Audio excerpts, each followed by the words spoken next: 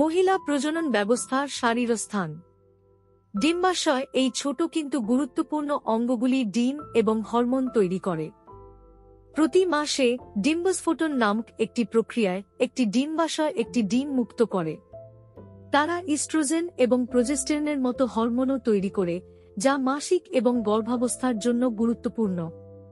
Fallopian tube. ডিম্বস্ফোটনের পরে ডিম এই টিউবগুলির মধ্যে একটির মধ্য দিয়ে ভ্রমণ করে। নিষিক্তকরণ, যেখানে একটি শুক্রাণু মিলিত হয় এবং একটি ডিমের সাথে মিলিত হয়, সাধারণত এখানে ঘটে। ফলস্বরূপ ভ্রূণ তারপর জরাজুতে চলে যায়।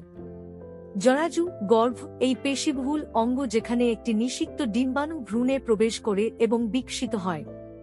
যদি ডিম্বাণু নিষিক্ত না হয়, তাহলে মাসিকের সময় জরায়ুর আস্তরণ বের হয়ে যায়।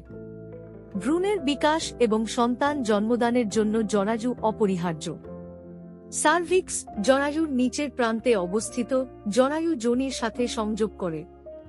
এটি মাসিকের রক্তকে প্রবাহিত হতে দেয় এবং শুক্রাণু প্রবেশ করতে দেয় এবং প্রসবের সময় প্রসারিত হয় যাতে শিশুর উত্তরণ ঘটতে পারে। যোনি এই খালের একাধিক ভূমিকা রয়েছে।